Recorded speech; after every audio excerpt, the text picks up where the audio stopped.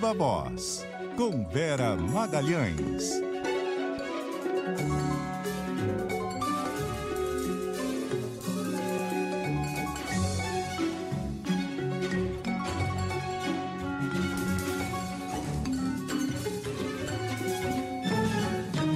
Oi, Vera, boa noite, tudo bem? Oi, Débora, tudo bom? Boa noite para você, para Carol, para os ouvintes, também para quem nos assiste. Oi, Vera, boa noite. Bem, Vera, a semana já começa com um assunto de extrema importância, que foi uma primeira conversa, né, entre o presidente americano Donald Trump e o presidente brasileiro, presidente Lula. Quer dizer, tem um outro tema importante, que é a morte de Odete Roitman, que é hoje, né? Mas... Exato. Eu estava aqui pensando, um tema importante, quem matou Odete Roitman. Mas olha só, essa conversa que foi por videoconferência continua repercutindo. A Isa Staciarini tem mais informações. O Trump falou do Lula novamente, Isa. Boa noite. Falou sim, viu, Débora? Ele comentou agora há pouco com jornalistas lá no Salão Oval da Casa Branca que Lula é um homem bom e disse que pode vir ao Brasil em algum momento, ou seja, repercutindo ainda bastante de forma positiva, né, nos Estados Unidos, essa conversa que ele teve com o presidente Lula para o desespero, digamos assim, da ala mais bolsonarista radical aqui no Brasil. Lembrando que mais cedo Trump falou pelas redes sociais que gostou da conversa, que ela foi muito boa e que Lula e ele ainda vão ter mais discussões no futuro. Trump frisou, inclusive, que vai se reunir com Lula tanto no Brasil ou Lula pode ir aos Estados Unidos e afirmou que os dois países vão se dar muito bem juntos. Lembrando que essa conversa durou cerca de meia hora. Lula pediu que os Estados Unidos revogassem a tarifa de 40% imposta aos produtos brasileiros e que retirassem também as sanções a ministros, tanto do Supremo Tribunal Federal quanto também do governo. Agora, nenhum dos dois mencionou nomes de ninguém, nem de autoridades como, por exemplo, do ministro Alexandre de Moraes, nem sequer do ex-presidente Jair Bolsonaro. Na diplomacia, eu fiz uma apuração por lá. Eles comentam, né, alguns diplomatas, que foi uma evolução para as negociações, né, de interesse do Brasil essa conversa. Considerou um avanço a escolha do secretário Marco Rubio como interlocutores, porque eles dizem que antes não havia sequer um canal de diálogo. E que, apesar de Marco Rubio ser mais próximo da ala mais radical aqui no Brasil, ele mantém uma boa relação com o ministro e chanceler Mauro Vieira. E, inclusive, Marco Rubio conversou com Mauro Vieira no auge da crise em julho. Só que, ao mesmo tempo, o tom é de cautela. Isso porque diplomatas consideram que esse é um primeiro passo de um processo ainda longo na relação com os Estados Unidos. Débora. Obrigada, Isa, por essas primeiras informações. Me diz uma coisa, Isa, como é que está a relação aí no governo brasileiro em relação a isso?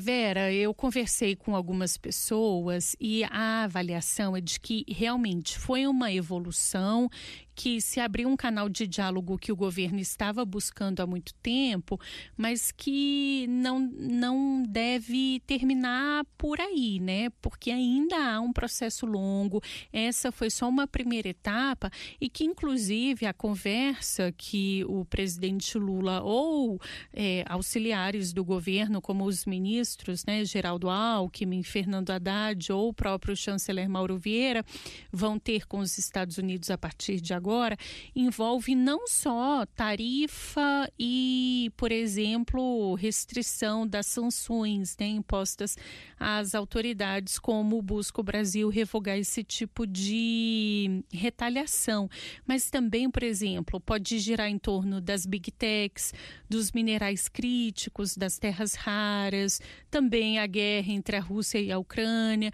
Ou seja, o que eu ouvi é que é um primeiro passo, mas que é uma abertura importante e que, inclusive, o tom amistoso desse diálogo foi super importante.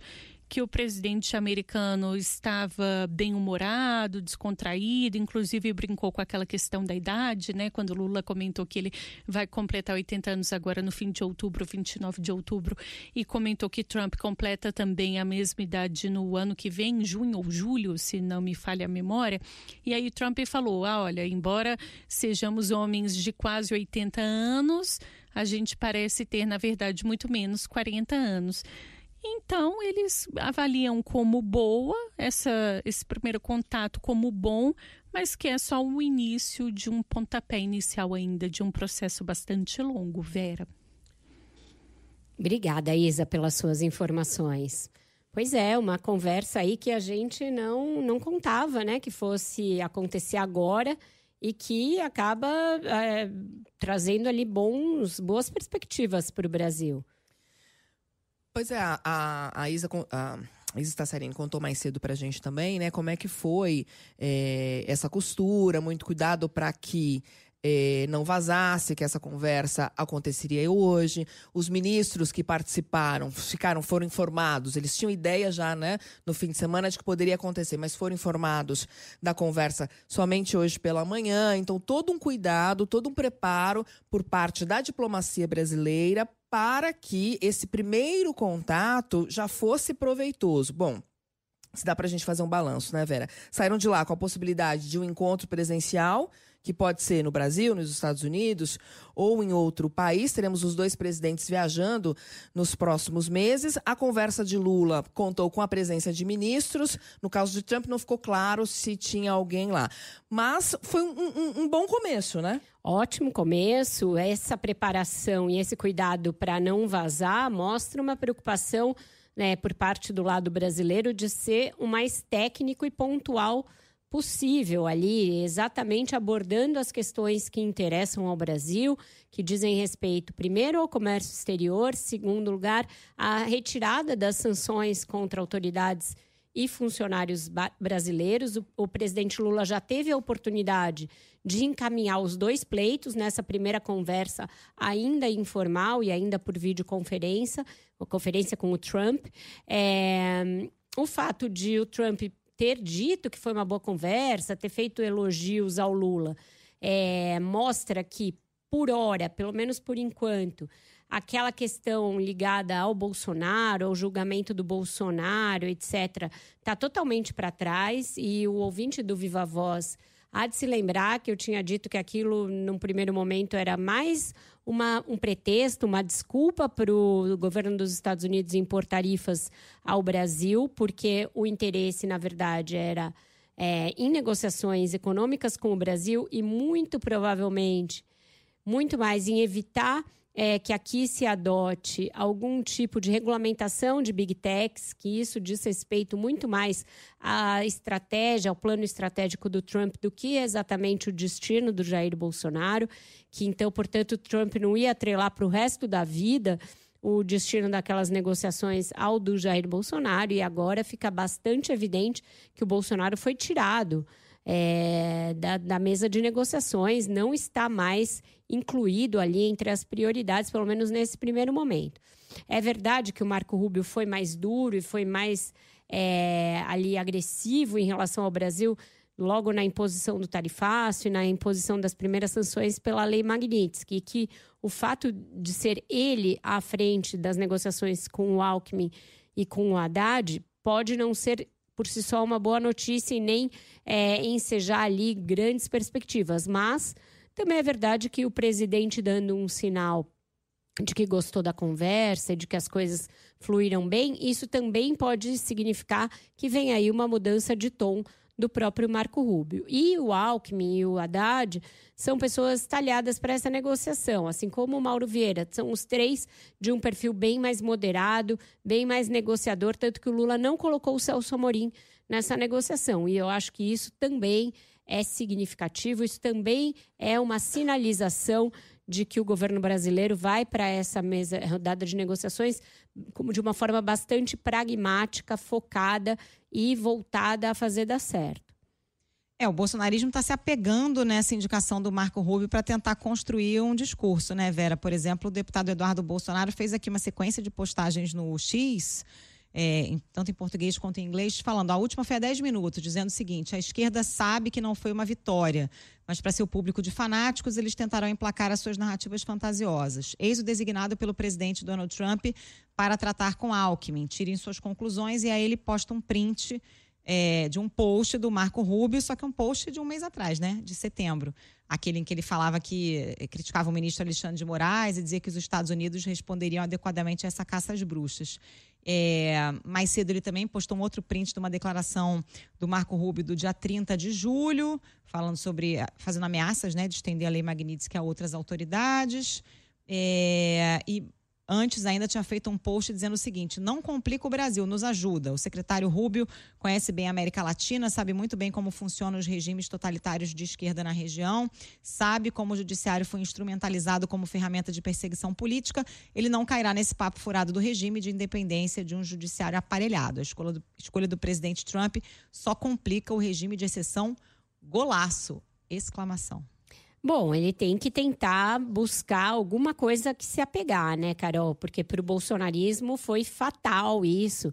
E ele está querendo fingir que ele não viu a declaração do próprio presidente norte-americano de que foi uma boa conversa, de que em algum momento ele vai acabar viajando ao Brasil, de que eles podem conversar pessoalmente na Malásia no fim ainda desse mês. Então, são muitos indicativos ali de que pode ser construída uma relação minimamente amigável entre dois países que sempre tiveram relações bastante amigáveis. Tem uma tradição de relações diplomáticas bastante boas os Estados Unidos e o Brasil. Então, tem um trabalho profissional sendo feito para destensionar esse ambiente, que também passa pelo setor privado brasileiro, né? Não vamos esquecer, o setor de carnes brasileiro é super bem articulado, super forte, inclusive muito bem articulado com o Partido Republicano, com o próprio Donald Trump, e está fazendo um trabalho de costura de bastidores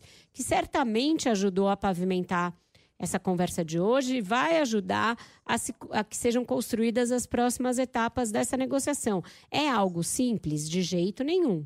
O governo americano tem dado inúmeras demonstrações de um comportamento de vai e vem, de zigue-zague, em relações com vários países.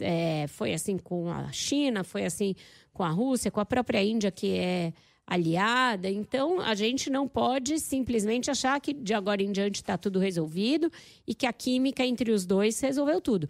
Mas vamos pensar que há 1 mês, há 2 meses, a gente estava com os canais entre os dois governos absolutamente interditados e com a ameaça de uma escalada de conflito entre Estados Unidos e Brasil. E agora o que se tem é 2 presidentes conversando, trocando telefones ali vermelhos, né? Telefones mais quentes um do outro e mais diretos, sem tantos intermediários, e com um aval para que o segundo escalão também converse. Sendo que do lado brasileiro, quem está à frente dessa negociação mais técnica é o vice-presidente da República. Então, é todo um aparato de negociação profissional que entra em campo para tentar parar arestas e tirar o entulho ideológico da conversa.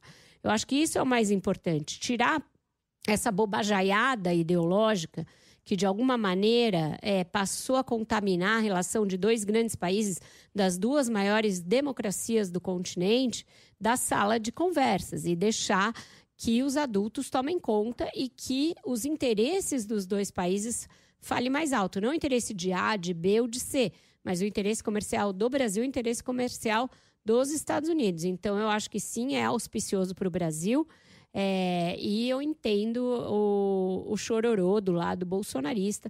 Essa narrativa era uma das últimas coisas que tinham restado e, mesmo assim, só dialogava com o público mais radicalizado do bolsonarismo, e agora nem isso. E outra coisa, né? Desculpa. Fala, Débora, desculpa.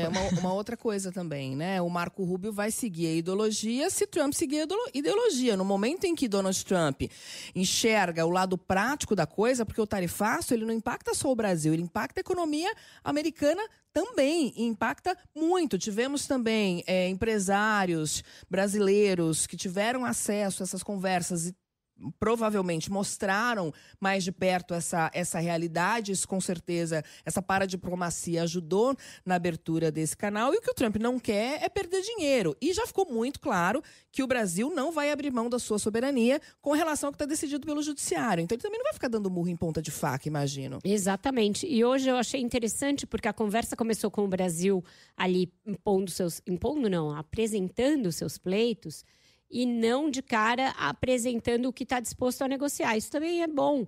Você deixa ali para frente as coisas em que você pode negociar como trunfos para quando a conversa avançar.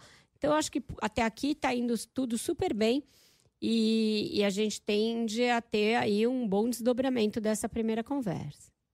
Gente, deixa eu trazer uns números aqui de balança comercial para ilustrar um pouco o efeito do tarifaço, né? O Brasil vendeu mais do que comprou do exterior em setembro de 2025, fechou o mês aí com superávit comercial de quase 3 bilhões de dólares, mas o saldo foi 41% menor do que no mesmo mês do ano passado.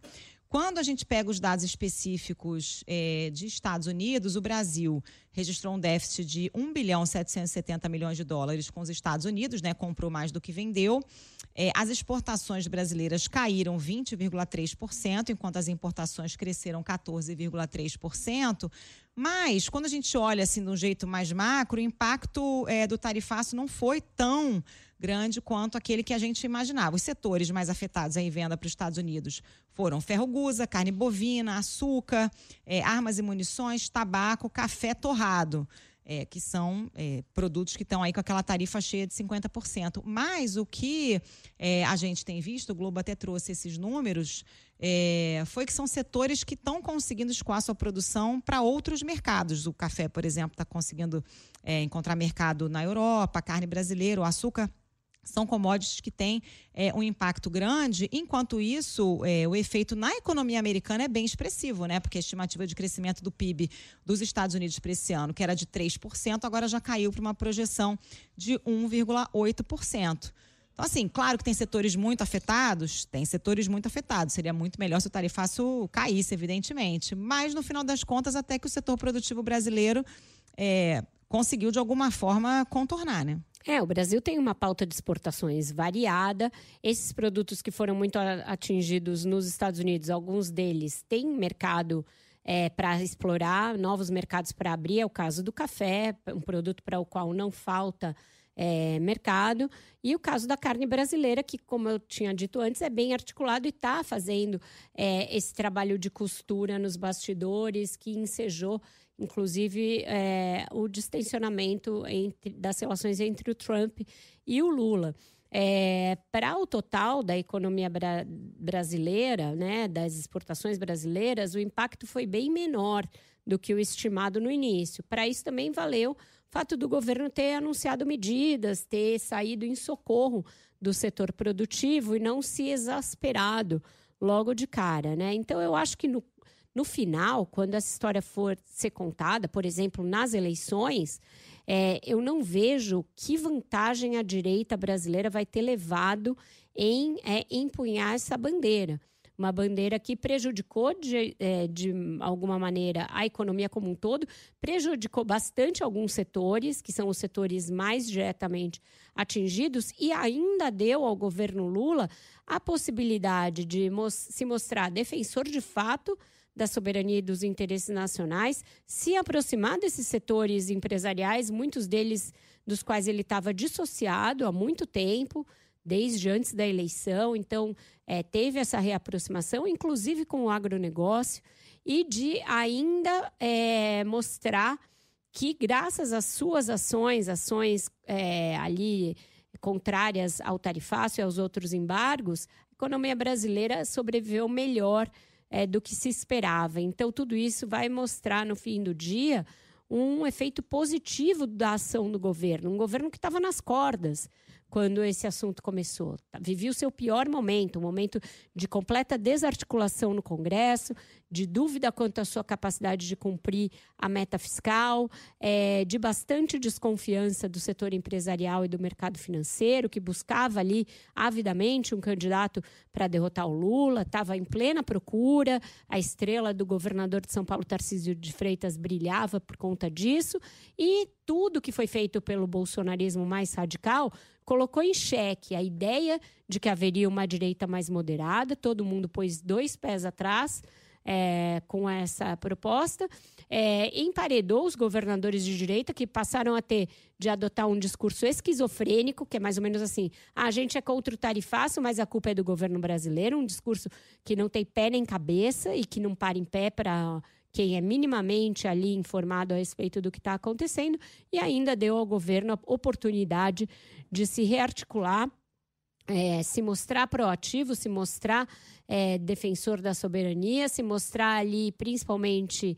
destemido em relação a ameaças, e agora reabrir um canal de negociação com a possibilidade ainda do Lula, com o jeito dele meio de encantador de serpentes, que a gente sabe que ele tem, conquistar o coração do Donald Trump. Então, eu acho que eu me lembro de poucas operações tão mal sucedidas na política brasileira nos anos recentes quanto essa operação do Eduardo Bolsonaro lá nos Estados Unidos e tudo que decorreu dela. Foram vários tiros no pé da própria direita. Muito bem, a gente faz um intervalo, na sequência tem Repórter CBN, e aí sim a gente volta com mais Viva Voz. E estamos de volta com o Viva Voz, que agora recebe o professor da Universidade George Washington, economista, fundador do Instituto IDEA, Maurício Moura, que teve a gentileza de nos atender para falar justamente sobre essa guinada aí nas relações entre Brasil e Estados Unidos. Já está com a gente em áudio e vídeo para quem nos acompanha por imagem. Boa noite, Maurício. Boa noite, Vera. É um prazer te ouvir. Um prazer estar aqui com vocês. Que horas são aí em Washington? A gente tirou da cama, é isso? A gente está 1 hora atrás. Ah, então tá tranquilo, não tá? Eu estava imaginando que você estava na nossa frente. Maurício, o que explica essa troca de gentilezas, afabilidades ali, a química entre Donald Trump e Lula? Eu queria entender da parte aí do governo americano, o que explica essa mudança de tom em relação ao Brasil? Quais são as pistas que a gente tem? Bom, o que eu apurei nas minhas fontes da Casa Branca hoje é que tem o copo meio cheio, meio vazio para o governo brasileiro, né? O copo meio cheio, obviamente que não havia diálogo direto entre os dois governos de uma forma estabelecida, agora passou a haver, e obviamente passou a ter um diálogo entre os chefes de Estado, que é uma grande evolução, Vera, porque praticamente a gente passou bastante tempo aqui em Washington sem haver essa conexão mínima, né? E agora a gente já tem. E outra coisa importante nessa discussão toda é que a conversa de hoje, segundo que eu apurei, foi uma conversa muito focada na parte comercial e tarifária, e praticamente não se tocou em temas delicados, como, por exemplo, os temas de regulação de Big Techs, o tema de anistia do Brasil. Esses temas foram esquecidos e basicamente se tocou no tema comercial, que é um avanço. Agora, do copo meio vazio, é que é importante dizer que o Donald Trump indicou o secretário de Estado, Marco Rubio, para seguir como ponto-chave da negociação, e todo mundo sabe aqui na Casa Branca que o Marco Rubio e o Departamento de Estado é justamente o departamento que promoveu as sanções da Lei Magnitsky, as sanções ao juiz, Suprema Corte, as sanções aos ministros.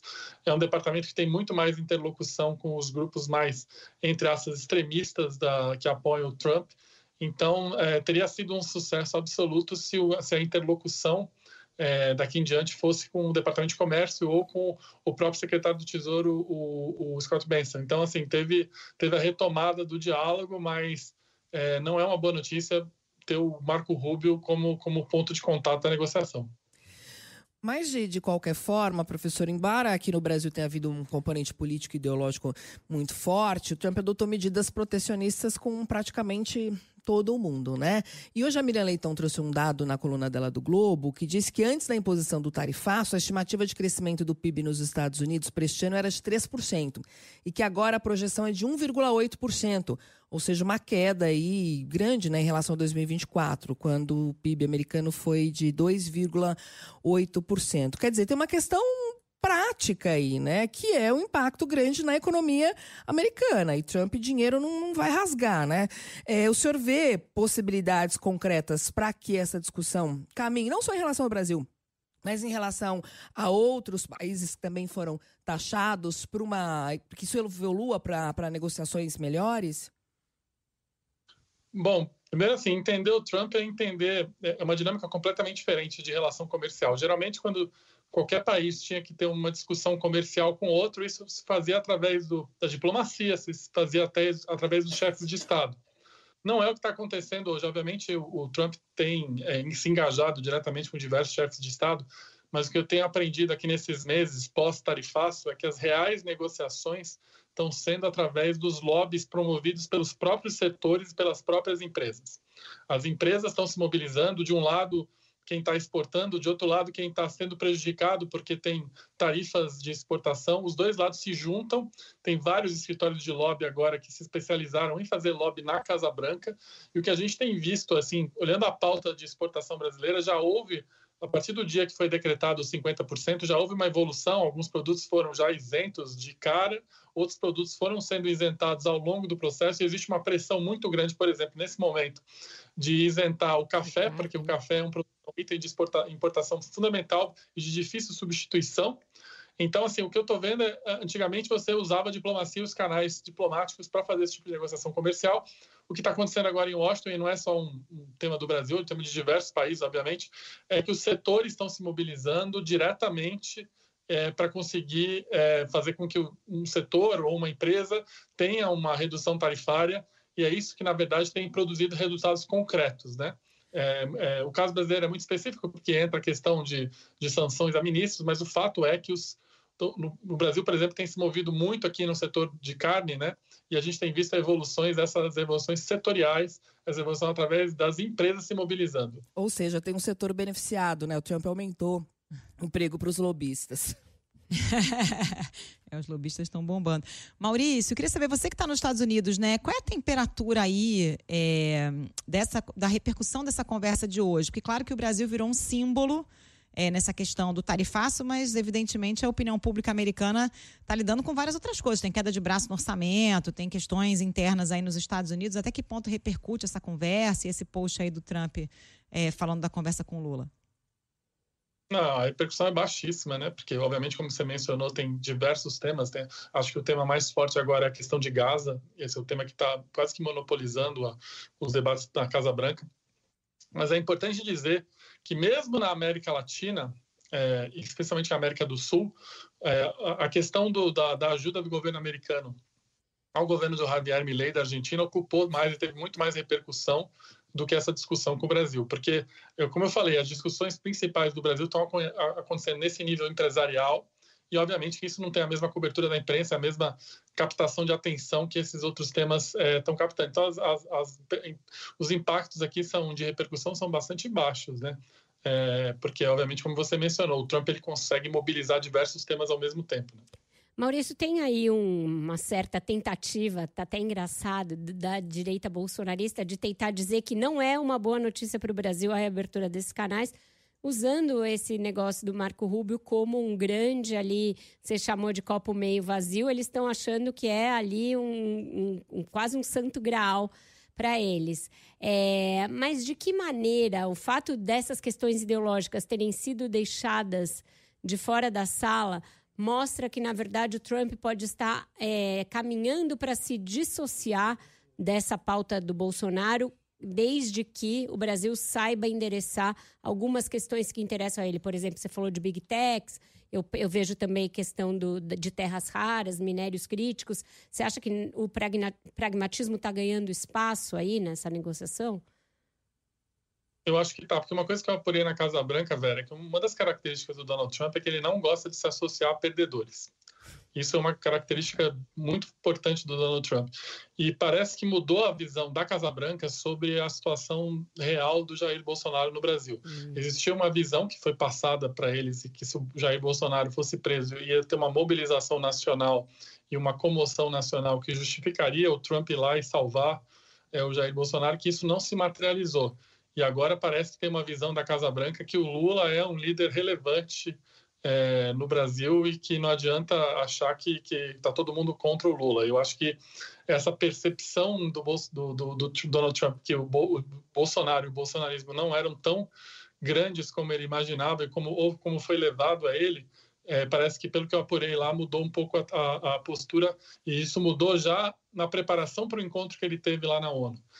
E, obviamente, que o que dizem aqui que foi levado por empresários brasileiros, isso não foi levado pela turma bolsonarista, foi levado por empresários brasileiros, e o Trump, como eu falei, o Trump não se associa com o perdedor, independente do espectro ideológico. Super interessante isso. Esse foi o Maurício Moura, ele é professor da Universidade de George Washington, ele também é economista, também é fundador do IDEA e colaborador assíduo aqui da CBN. Espero que mais assíduo de agora em diante. A gente vai te acionar de vez em quando, combinado? Vera, é sempre um prazer te atender. Muito obrigado, bom trabalho. Obrigada a você. Obrigada, boa noite. A gente vai fazer mais um rápido intervalo, então, e volta já com mais Viva Voz. Viva Voz está de volta e o Clauson Dutra tem informações ao vivo em São Paulo, porque o prefeito da capital, Ricardo Nunes, falou sobre a possibilidade da ministra Simone Tebet se candidatar ao Senado pelo Estado. Oi, Clauson, boa noite. Débora, boa noite para você, Vera, Carol, para todos. O prefeito de São Paulo, Ricardo Nunes, do MDB, declarou oposição à possibilidade da companheira de partido, a ministra do Planejamento, Simone Tebet, disputar uma cadeira no Senado por São Paulo no ano que vem. Tebet já foi senadora pelo Mato Grosso do Sul, ganhou projeção na CPI da Covid e ao disputar a eleição presidencial em 2022, antes, inclusive, de anunciar apoio ao então candidato Lula no segundo turno. A gente lembra que, além de Simone Tebet, o MDB conta com outros 2 ministros no governo Lula, Renan Filho dos Transportes e Jader Filho das Cidades. Todos já sinalizaram que vão apoiar a reeleição de Lula no ano que vem. Já o prefeito Ricardo Nunes integra uma ala à direita do MDB, que faz oposição ao petista. E Nunes foi questionado sobre essa possibilidade de Tebet disputar o Senado por São Paulo. O prefeito da capital, inclusive, fez elogios a Tebet, mas mencionou o fato dela ter construído a carreira política no Mato Grosso do Sul como um impeditivo. Não diria porta fechada, eu acho que ela não é de São Paulo, A Simone é de Mato Grosso. Eu particularmente, com todo o carinho que eu tenho por ela, não vejo a menor condição dela ser candidata ao Senado aqui no estado de São Paulo, porque ela nem é daqui. Já foi senadora por Mato Grosso, uma grande senadora. No princípio, eu não vejo nenhuma razoabilidade. Por que São Paulo? Podia ser lá em Mato Grosso, Mas o Tarcísio fez isso também, O Tarcísio da Carioca veio disputar em São Paulo. Estou dizendo que ela é senadora de Mato Grosso. Ela foi prefeita em Mato Grosso. Bom, Simone Tebet tem dito que não vai discutir a eleição neste ano, mas o nome dela já tem sido incluído em pesquisas e há 2 semanas se reuniu com empresários em São Paulo no encontro promovido pelo grupo Prerrogativas, que tem atuado para viabilizá-la para a disputa. A corrida paulista pelo Senado é considerada estratégica por lideranças da esquerda e da direita devido à competência da casa para julgar pedidos de impeachment de ministros do Supremo Tribunal Federal, por exemplo. A declaração de Ricardo Nunes foi feita em um evento aqui no Tribunal Regional Eleitoral de São Paulo e neste evento o governador Tarcísio de Freitas do Republicanos foi homenageado pela instituição com a entrega do colar do mérito eleitoral paulista. Tarcísio não falou com a imprensa após o evento, mas no discurso fez elogios à Justiça Eleitoral e classificou o trabalho do órgão como de um planejamento meticuloso. O padrinho político do governador de São Paulo, o ex-presidente, aliás, Jair Bolsonaro, está inelegível por causa de 2 condenações no Tribunal Superior Eleitoral por ataques e mentiras ao sistema eleitoral. Volto com vocês, meninas. Obrigada, Clauson Dutra, pelas informações. Como vimos aí, Vera, não é tão incomum termos pessoas eleitas que não sejam do estado, ou da cidade, ou da região de origem, O caso do governador Tarcísio de Freitas é um bom exemplo. Então, esse não seria um impeditivo para que Simone Tebet saísse senadora por São Paulo. Fato é que tem uma divisão no MDB. Essa divisão, ela deve continuar? Tem um lado que demonstra ter mais força que o outro?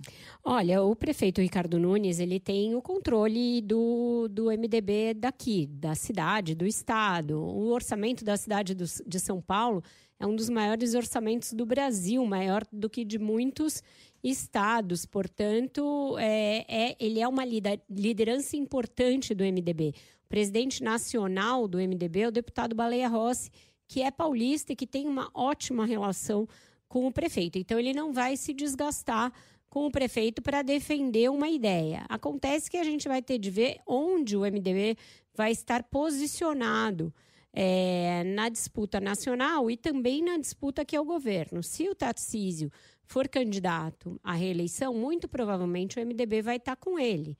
Se ele for candidato à presidência da República, o prefeito Ricardo Nunes está naquele time que vai tentar puxar o MDB para estar com o Tarcísio nacionalmente, na expectativa de ser candidato ao governo aqui de São Paulo. Então, o que ele puder fazer para mostrar que está associado a esse grupo da direita, a esse grupo do Tarcísio, mesmo com o fato de que o Jair Bolsonaro foi muito dúbio na própria eleição dele em 2024, ele vai fazer. Porque o Tarcísio foi muito ponta firme com ele vai fazer tudo aquilo que o Tarcísio quiser.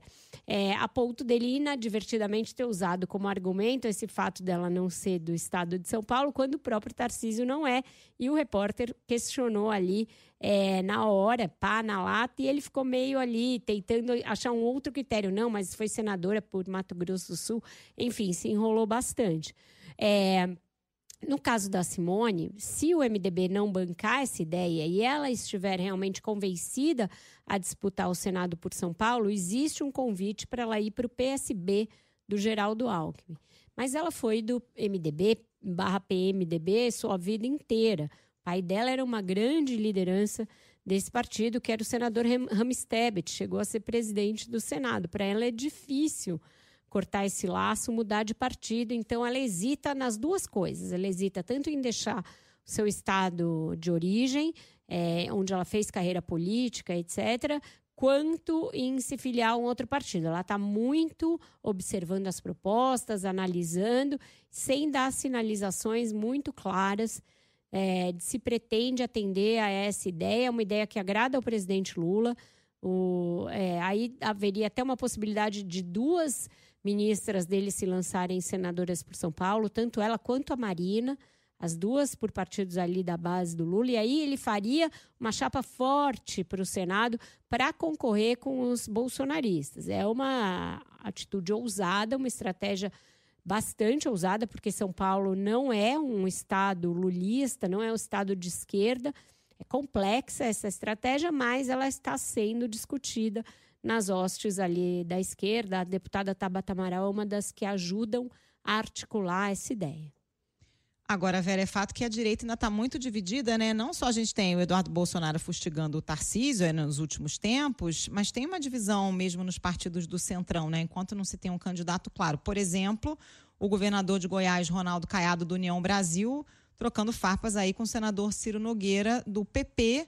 O Caiado classificou como vergonhosa a tentativa do Ciro Nogueira de se colocar como uma espécie de porta-voz, palavras dele, né, do Caiado, do ex-presidente, antecipar o apoio ao governador Tarcísio de Freitas, numa resposta aí a uma declaração do Ciro Nogueira em entrevista ao Globo de que, se fosse hoje, ele só via dois nomes viáveis para a corrida presidencial, ou o Tarcísio ou o Ratinho Júnior do PSD, que é o governador do Paraná, automaticamente descartando o nome do próprio Caiado e de outros aí possíveis candidatos como Zema, né?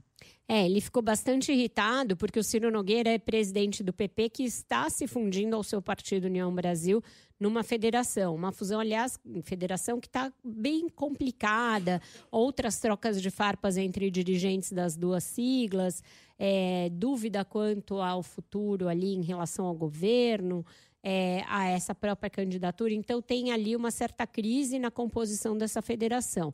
O governador Ronaldo Caiado foi às redes sociais, fez um longo post batendo no senador Ciro Nogueira, lembrando que ele, inclusive, no passado, chegou a jurar amor eterno ao Lula, chegou a apoiar a esquerda, e que ele, Caiado, sempre foi próximo do Bolsonaro, sempre apoiou a candidatura do Bolsonaro. Então, um estranhamento ali no campo da direita, que se deve àquele velho ditado, né, da casa que falta pão, todo mundo grita e ninguém tem razão. Eles não têm agora uma estratégia clara, não tem um candidato claro. Então, todo mundo está se lançando a campo na expectativa de se viabilizar e de, lá na frente, contar com com o apoio do próprio Bolsonaro. Então, tudo isso são demonstrações públicas dessa ansiedade que existe. O senador Ciro Nogueira é um dos mais ansiosos. Ele gostaria que isso tudo fosse definido agora. Então, ele fica dando entrevistas aqui e ali, fica colocando o próprio nome como um possível vice em chapas presidenciais, quando a gente sabe que, na verdade, o Bolsonaro gostaria muito de ter alguém da própria família como vice. Então, nada disso está definido e tudo mostra uma grande dificuldade de articulação de uma candidatura única e consensual na direita. Hoje, o quadro que vai se formando é um quadro de pulverização de candidaturas, porque o Caiado está dizendo que não vai abrir mão, que mesmo que o partido dele, o União, não o lance, ele vai se lançar numa candidatura avulsa ali por outro partido. Então, está tentando buscar um partido que dê ali uma legenda para ele se candidatar à presidência. Pode ser o Podemos, pode ser o Solidariedade, pode ser o Avante, pode ser uma coalizão desses 3 partidos. Então, ele está em campo dizendo que não vai abrir mão da candidatura dele. Inclusive, o Ciro Nogueira pediu autorização para visitar Bolsonaro quarta ou quinta-feira, com certeza para tratar desses temas, está aguardando a manifestação do STF. Tem outro tema em Brasília, dos últimos dias, que é em relação a quem fica ou não nos ministérios, integrantes da União. A Isa Staciarini tem mais informações sobre a situação do ministro dos Esportes. Pois é, Débora, às vésperas aí, do prazo dado pelo PP para que os filiados deixem o governo, o ministro dos Esportes, André Fufuca, afirmou agora há pouco, durante um evento ao lado do presidente Lula, que está com Lula, portanto, indica que não deve deixar o cargo. Ele participa, nesse momento, da entrega de casas do Minha Casa Minha Vida, no Maranhão, que é o estado de origem dele. E disse que em 2026, a alma, o corpo, o coração e a força de vontade vão estar livres para brigar e ajudar Lula a ser presidente. Lembrando que nas últimas eleições de 2022, Fufuca era líder do governo Bolsonaro na Câmara e atuou firmemente para reeleger o então presidente. Agora, ao lado de Lula, ele disse que o importante não é justificar o erro, mas sim evitar que ele se repita. E afirmou que naquele ano cometeu um erro, mas que ele não vai se repetir agora em 2026. Lembrando que, assim como vocês estavam comentando, o PP, assim como a União Brasil, tinha dado um prazo de 1 mês, isso lá em setembro, para que os filiados deixassem o primeiro escalão da esplanada. No fim da semana, o prazo acabou e o presidente do partido, o senador Ciro Nogueira, deu um novo prazo, um ultimato. Disse que Fufuca tem até amanhã para deixar o ministério, mas ele indica que não deve seguir essa orientação do partido. Débora. Obrigada, Isa. Fufuca do PP, no caso Celso Sabino do União, com essa fusão, os dois receberam esse ultimato, mas o Sabino também não saiu ainda, né? Não saiu, não está com a menor pinta de que queira sair. Eu acho que tudo isso é indicativo da melhora da avaliação e da competitividade do Lula, né? Ninguém iria querer ficar e atrelar seu destino a um governo fadado ao fracasso. Então, essas notícias que a gente tem dado mostrando uma capacidade de recuperação do presidente e a falta de um destino claro ali para a direita, uma candidatura de consenso, faz com que quem já esteja de um lado, já esteja ali com o seu time armado a partir da perspectiva de ser governo, queira permanecer. Será que eles vão expulsar esses 2 nomes dos seus partidos? Eles são muito ligados ao próprio Ciro Nogueira e ao Arthur Lira, os 2. Será que vão ser expulsos? Difícil acreditar uma atitude assim tão rigorosa por parte de partidos que sempre foram total flex em relação aos seus membros. Pode ir para cá, pode ir para lá, pode fazer o que bem entender. Então, acredito que eles vão ficar. Esse ultimato vai ser esquecido e vai ficar tudo por isso mesmo, meninas. Ficamos por aqui? Ficamos. Carolzinha, até amanhã, meninas. Um ótimo jornal para vocês. E amanhã a gente comenta a novela, né? Hoje dá meia-noite e não dá 9h20 da noite. Só no Zap, gente. Só no Zap. A gente tem que fazer um bolão no nosso grupo, hein? Exatamente. Até amanhã. Até tchau, amanhã, tchau. Vera. Beijo, Vera. Beijo.